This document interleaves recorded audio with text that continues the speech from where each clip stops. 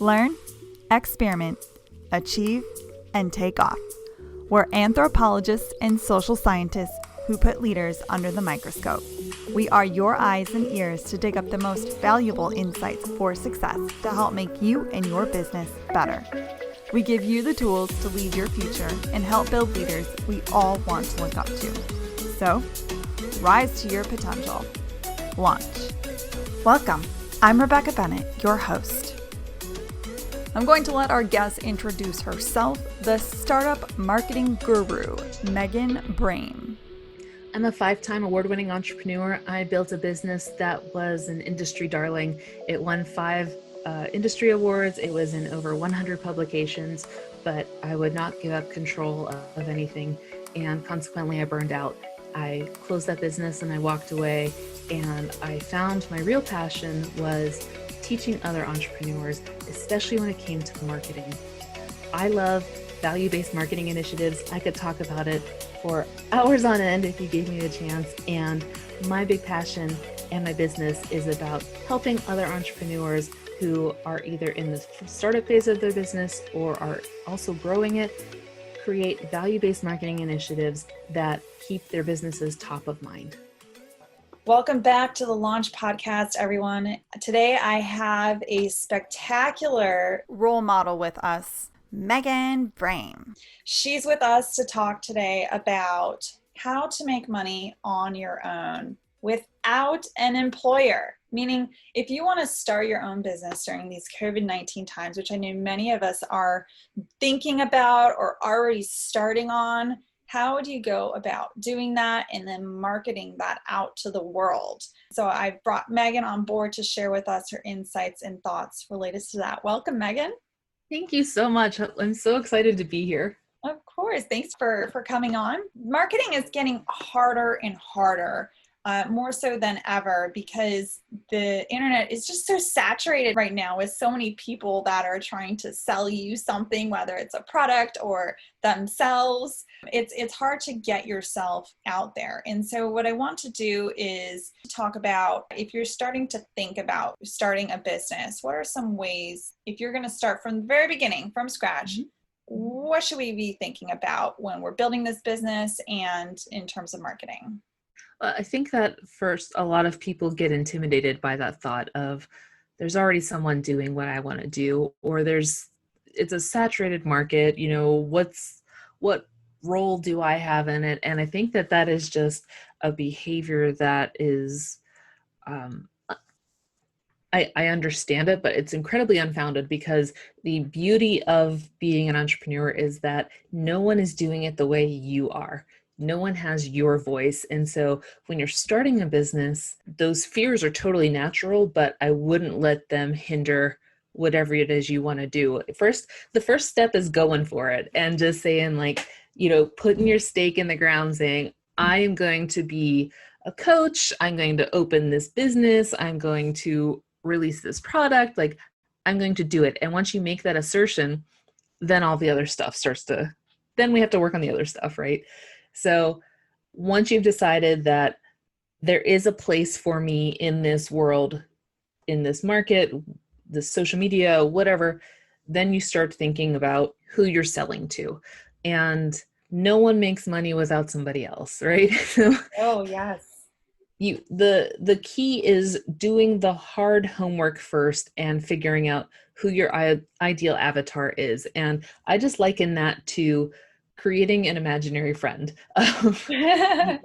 Give them a name, say what they look like, say what their hopes and their dreams are, the thing that keeps them awake at night, look at their demographics, start drafting that out, their age range, where they live in the world, what magazines do they read, what websites do they go on. The more you flesh out this imaginary friend and turn it into a complete avatar, the more advantage that you're going to have especially from people who don't do this work.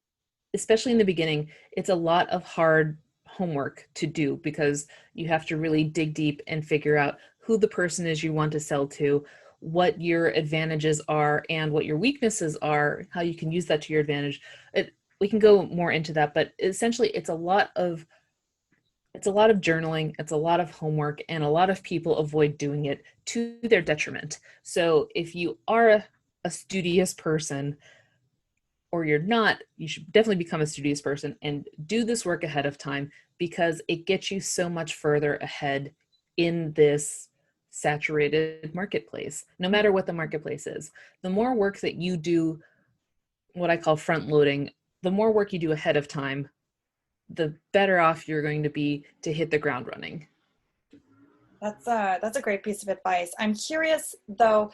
So we mentioned like you put your stake in the ground, you assert that there is a place for you in the world, and you have to start creating that avatar of your ideal customer or audience. What are some tried and true ways from your experience of how to go about figuring out who your customer is? There are two ways to go about it, and I recommend that people do it in congruence. One is just brainstorming who you think you'd want to sell to. So is it someone like you, or is it someone completely unlike you? And there are obviously pros and cons to both of that. Having them be similar to you means you will have an understanding of them much faster, but having them unlike you means that you're going to open up a whole new world. So once you decide that, then you start thinking about, what am I? What do I like? And you start thinking about that. But if they're not like you, then you start looking in the marketplace and seeing who are the top people here, like who are the big wigs in this industry, and start looking at their social profiles. Start to see if you see one, if all the social profiles that follow them are fake. But if they're not fake, start looking at what commonalities you start seeing. So are they all Caucasian women? Are they all millennials? Are they all showing off Louis Vuitton? Like, are they, what can you start picking out that you notice are commonalities in these competitors' followers? Because those are going to start being your people too. And so you're going to have to start figuring out who they are and how to talk to them. So talking to a baby boomer is much different than talking to a Gen Zer. You know, there's a completely different language and a pattern of sales funnels essentially. But the more you start to realize the segment of who your competitors are marketing to, then you start to notice their weaknesses and notice what they're missing that they might have a blind spot about, but also where you can find an advantage, especially if you are going to plan to market to those same people who are unlike you. Mm-hmm. Yeah, that makes sense. Yeah, I feel like it's once you define kind of your broad customer from formulating your thoughts, I think you're right. In order to really know your customer, you have to go out into the marketplace and talk to them and find out who they are. And I think you're right. A great starting point is to look at where like other people's customers, like look at their followers, look at their customer list posted on their websites if you're B2B, and you'll start to see, oh, these are their customers. Okay, maybe I want a customer like that. And then figuring out, okay, maybe like it, but not totally that customer. What do I want that's different from that? Because they're already taken. But it's okay even if they're taken, because you can take them back. Right. If it's B2B, like start figuring out, okay, why is GE working with these people? Like what advantage does my competitor have that they have this client? Just figure out the why behind that, and then it's going to be a huge advantage for you. So even if you want to go and steal their clients, you can say like, I know that Rebecca does ABCD for you, but I can do EFGH. So, you know, like it starts giving you some insight, even if you don't directly pitch them, but just start giving you some insight on what the capabilities are of your competitor and where your unfair advantage might be in that marketplace. Yeah. And so you also mentioned kind of like, what are the important criteria that customers are looking for when doing business? And to discover what those criteria are, tell me the importance of like customer interviews and like doing surveys. Where can that get you? So I think that it is absolutely critical that you do not make assumptions about your customer base.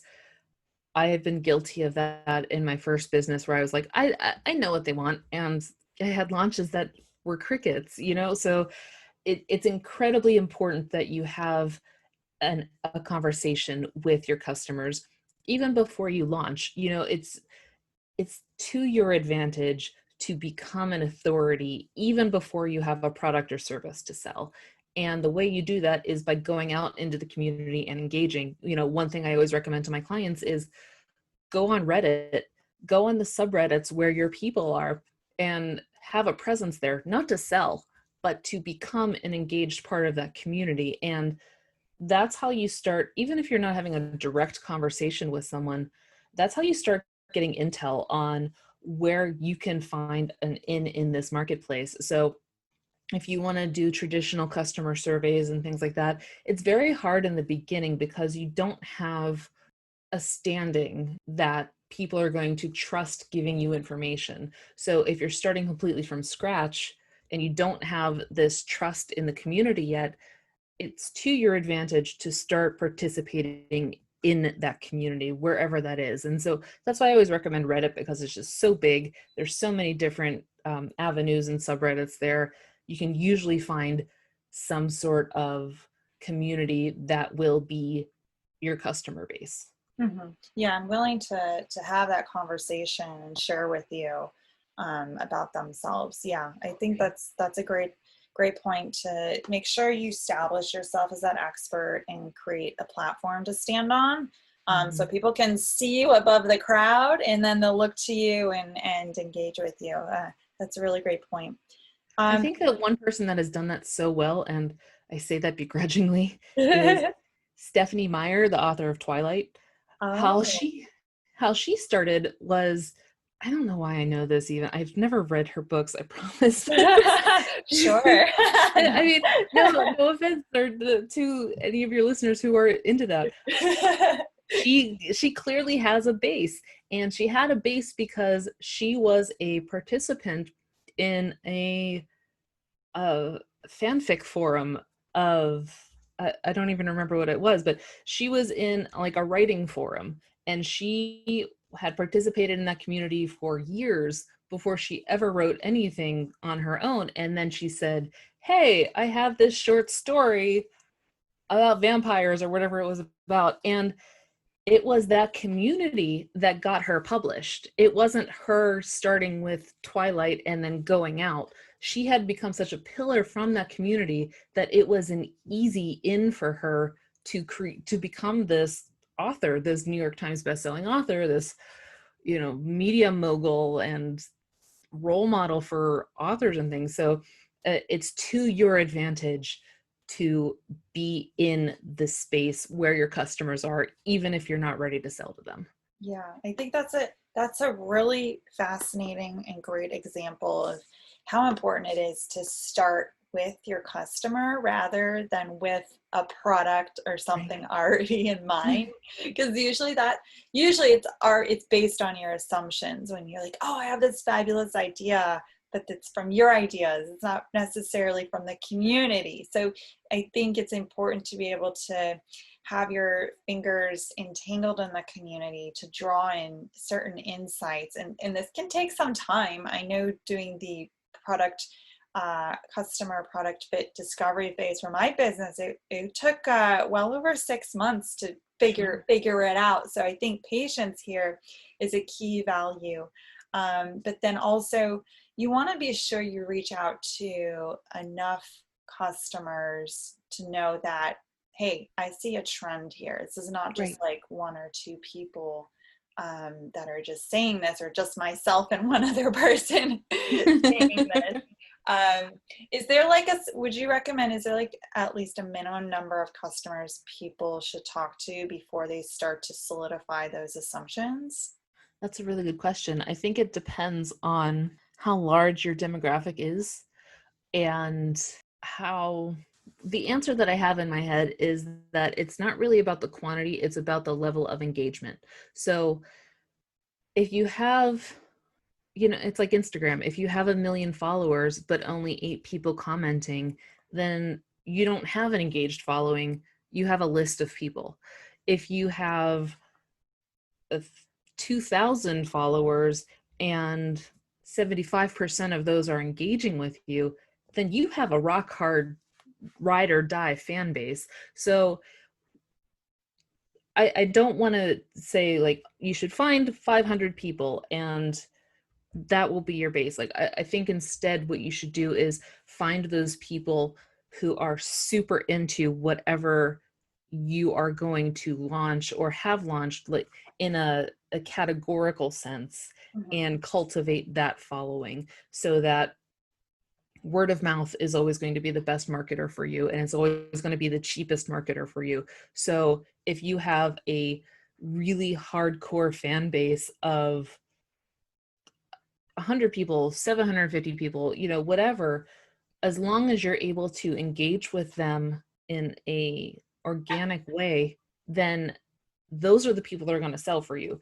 So don't worry about the number exactly, worry about how many people you can engage with, or your employees or whomever, your community manager, things like that. The best way to get started in any kind of industry that you want to be seen as, you want to be top of mind and you're the only one top of mind, is that you have to engage that community and you have to be the one that is top of mind. How do you do that? By having conversations with them and by engaging them. It also brings to mind what you mentioned, finding those people that are engaged with you initially to have them kind of sell for you. I think the word for that are like champions. Right. Having the people who are so excited about you and your product and what you have to say, to leverage that to help you in reaching the next people down your customer pipeline or funnel, I think is really key, because that really, you're right, it drives the word of mouth marketing. If people are excited to talk about your product, the champions are the ones that you are going to be excited about your product. So find your champions first before any other customer. So I think, that's a really great point. They're going to be the cheapest advertising platform you have, because they'll sell your things, they'll share your things. They are worth the effort. So speaking on the contrary of cheap advertising, let's say you have your brand established, you have your customer your market product fit, all of that. Let's talk about, you put together a marketing strategy and plan, but you want to move forward into paid social marketing media campaigns. I know this is a big step for a lot of people to get into this. So let's dive in first with this question. Where should people start with this? How should they be thinking about paid social media? They should not be afraid of it. I think that, the Goliath of it is Facebook ads, and, that consequently is Instagram ads too. And what you need to think about first is, where are your customers? Are they on Facebook or Instagram in the first place, or are they on LinkedIn? Those are completely different advertising strategies. So first, be where your customers are. Then once you realize, okay, just for the sake of simplicity, my customers are on Facebook and Instagram, and so that's where I want to go. If you don't have a good established customer base yet, it is totally fine to start with an awareness campaign. And all that is about just throwing money at getting your name out there. And so, yes, you should have a call to action, but it's more about getting people aware of your brand, hence the awareness name behind it, and not really thinking about conversions. The conversions come in the remarketing and the moving them further down the funnel. But there's nothing wrong with throwing $5 a day at an awareness campaign to test and see how it's working for you. Gotcha. Don't feel like you have to put hundreds of thousands of dollars into something that you've never tried before. Start small, so that you understand the platform. And the same goes with LinkedIn ads, YouTube, Twitter, any kind of social media selling. Start really small so that not only blow your budget, but that you have an understanding of it. And I recommend people always do that first before even bringing on an ad specialist, because you need to understand the way your funnel is going to work in this kind of ecosystem. And by starting small, by throwing 5, 15, $30 a day, depending on your customer base and your products, you develop an awareness that is going to save you a lot of money in the long run. In order to get a customer, you have to give first. So you have to give in order to get. Exactly. Yeah. So offering value, free value up front to create that awareness, whether it's your expertise or it's a free download, or there's, I don't know, lots of things that you can possibly think of. I think that's important to get people into the door through that first stage of your funnel. And I think we kind of already kicked off the conversation on funnel stages. So why don't we continue down that road and talk about what are the different stages of a funnel that our audience should be thinking about when advertising and marketing. What are the different goals and objectives of each one, and maybe some strategies within each of those? Absolutely. So that's a really broad question, because so many different industries have different levels. But in a general sense, you have your awareness, where they're just at the top of the funnel. So it's who you are, what you do for them. That's the first phase of it. You start to pique their interest. And if you are a personal brand, then it runs a little bit differently, because your face has to be on it more.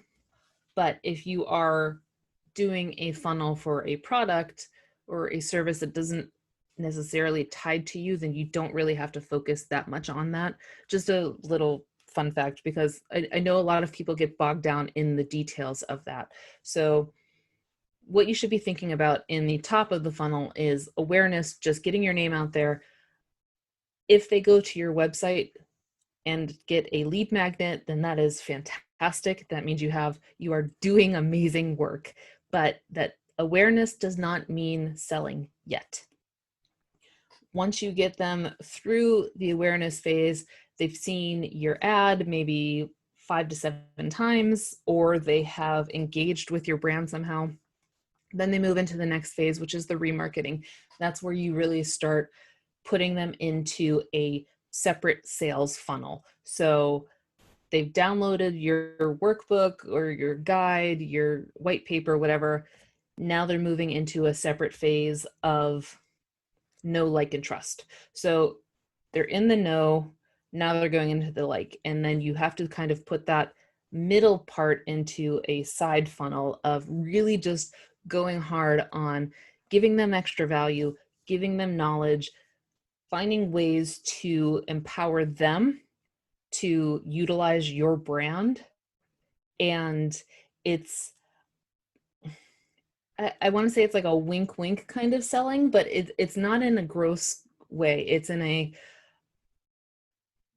I am going to be giving you all of this, but something's coming down the line where we're going to start having a relationship. Right. And if they buy in this phase, then you have an amazing champion of your brand, because it has taken little to no effort.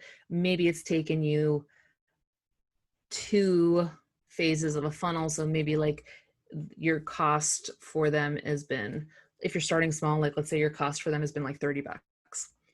If they don't buy yet, but they're still engaging with you and they're still interested, you haven't lost them yet, and you move them down into just the hot lead funnel, and that is the one-on-one engagement. And this is especially good for if you have a high value product or service. So like one-on-one coaching,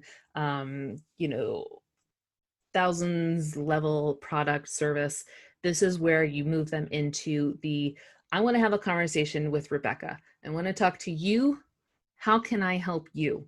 And that's the most expensive phase, but also the one that can get you the biggest return on ad spend. So the funnel in social selling right now is not just the direct, inverted pyramid. It's more of a starts in the big part of the pyramid, kind of a nebulous middle where they move through different funnels, and then they get down to that point, and that's where you have the highest ticket items. But just because you have those high ticket items doesn't mean this nebulous part isn't important, because this is where the small selling is, and this is where they get used to you selling to them and used to buying from you. Does that make sense? Like, they get used to saying yes in this phase. And that's why I always think the remarketing phase is actually the most important, because it starts developing a habit with them of saying yes to you in a transactional way.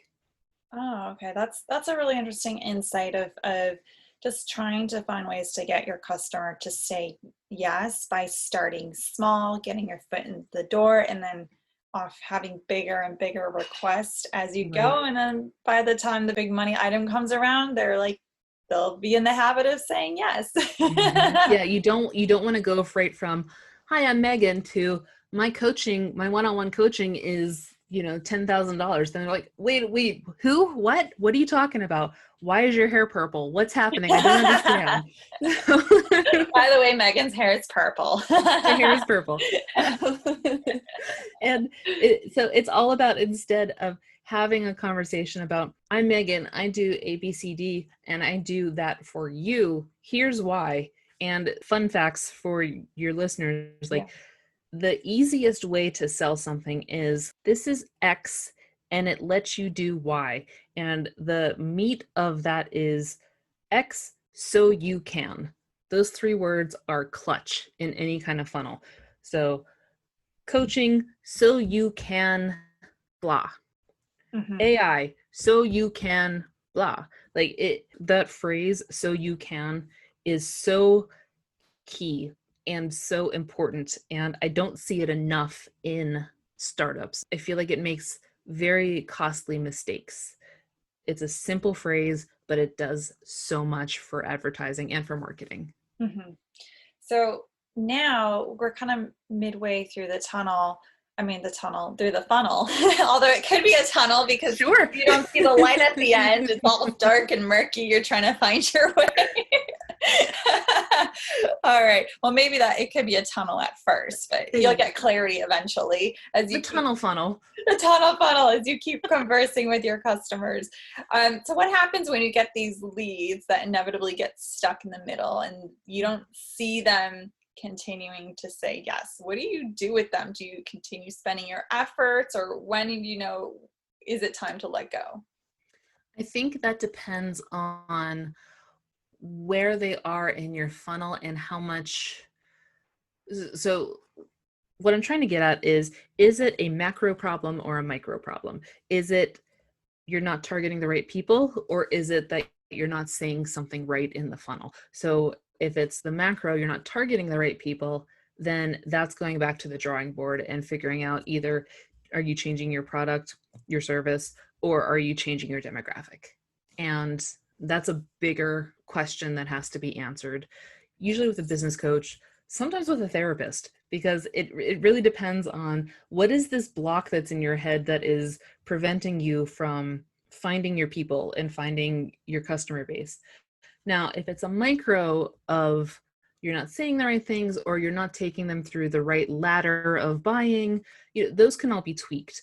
But if it's a lot of people stopping at a particular phase, then you know that it's a bigger question that has to be solved. But if it's kind of like, well, I'm getting some sales, but I'm not getting as many, then that's the micro level. I don't think you should ever give up and let them go unless it is burning you out. So if it's you're realizing that, oh my God, I'm not giving the right product or service to these people, or these aren't the people that I should be serving, then you have to decide, like, is the work worth the effort to do that, or is it something I need to scrap and start over again? Because in most cases of funnel blockages, there are fixes and there are solutions. It just becomes whether it's worth your time and your investment. And if it is, how much of that time and investment are you going to spend serving these people when you already have, hopefully you already have a customer base of people who have bought from you. Mhm. Okay, so we talked about the awareness stage in the funnel. What's the next stage after that? That would be like the nebulous remarketing stage. Remarketing, gotcha. Mm-hmm. And then, then we talked about the remarketing. What would be after the remarketing stage? That would be the hot leads, and that is the big ticket items. So you have, presumably in the remarketing phase, you have used ladder selling. So small product, slightly bigger, slightly bigger. You've gotten them into the habit of saying yes, and that's when they move into the hot phase. Mm-hmm. Gotcha. And then is there something after the hot phase? Then after that, honestly, it's about re-engaging them constantly. So you put them back into the remarketing phase, and they have this high ticket item from you. They have become just this huge champion of your brand. That doesn't stop the selling relationship. You should always think of ways to re-engage those people, because just because they make the sale doesn't mean that's the end of your relationship. But you have to think about it not in a way of, oh, I'm going to make more money off these people. It's more about, I have different ways to serve them. And once you change that mindset of transactional into value, then you get to re-see it as, I can help this customer demographic or just this individual customer. Like, I can help them so much more. Here are all the cool ways I've thought to help them, whether it's a product or a service or whatever. And then you get them back into that ladder. Mm-hmm.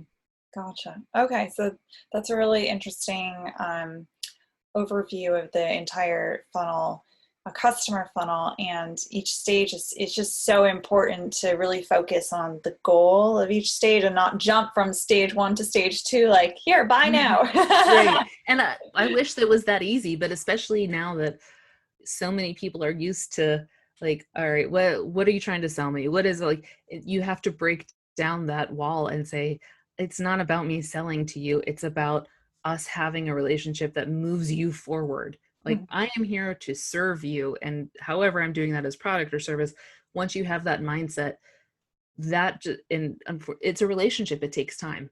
It's not Tinder. It's, it's eHarmony or whatever they are. Like, it's the long goal, and the long goal is the most profitable.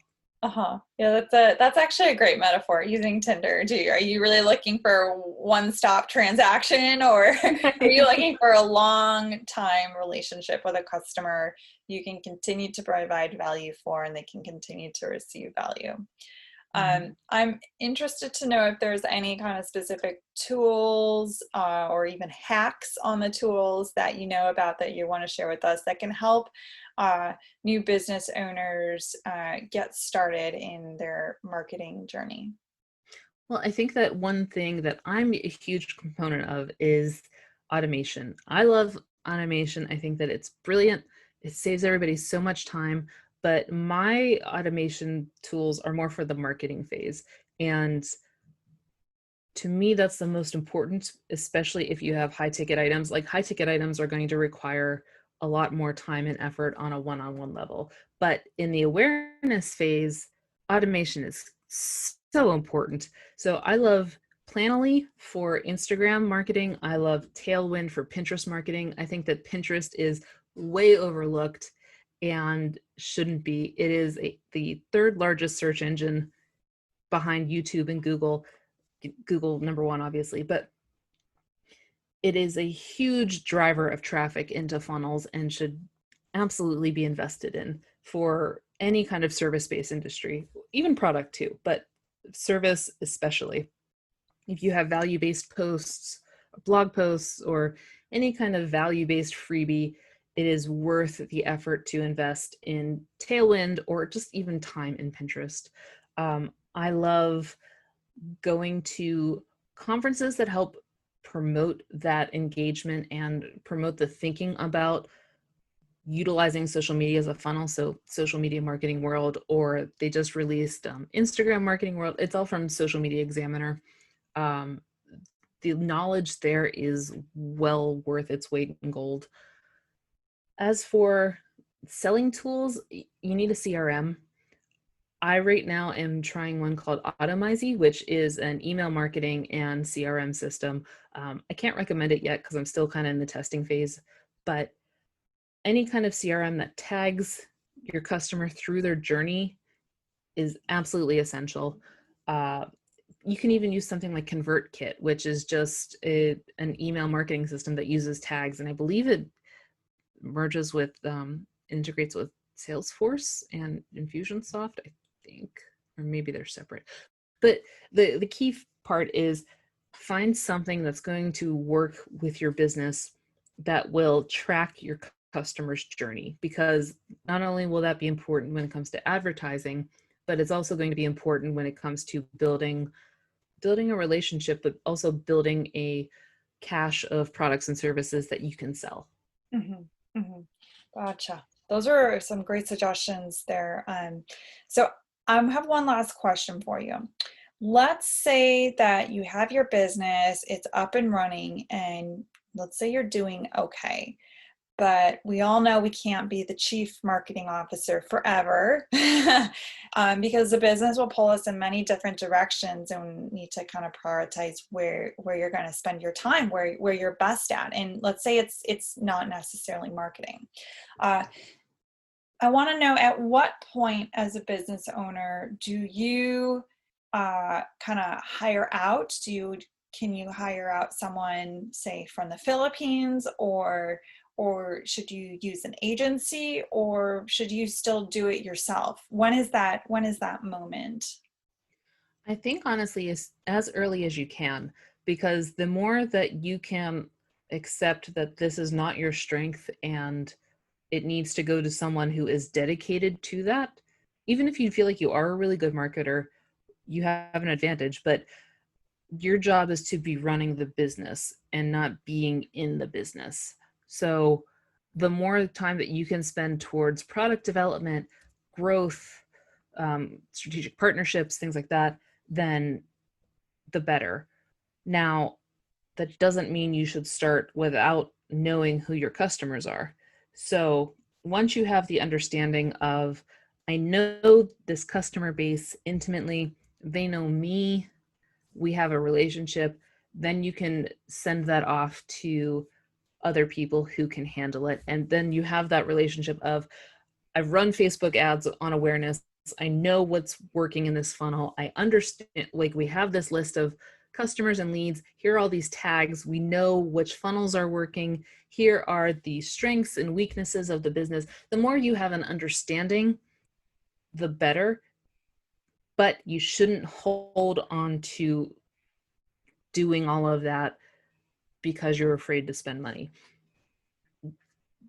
What you can do, can you hire someone from the Philippines? Absolutely. But you need to make sure that you are giving them all of the right tools they have to succeed.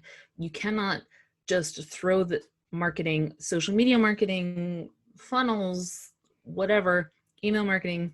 You can't throw that at somebody and not give them the toolkit that they're going to need to succeed, because then it's going to take more time for you to micromanage, to dig yourselves back out of that, and it's going to be a poor employee experience for them. Mm-hmm. Should you hire somebody more advanced? I think so. I think in my experience, the more that you can trust someone to do the job that you want them to do, the better. And unfortunately, hiring a lower VA usually is just more of a task thing to take some tasks off your plate. But if you want to hire an agency or a CMO or even a VP of marketing, I think that's usually better. But if you're in a financial situation that it doesn't work out, or you can't figure out a way to do that, then I would definitely say just start with the VA to take some tasks off your plate. Statistics, research polls, hashtag research, whatever, all of that can definitely be outsourced very quickly. Mm-hmm.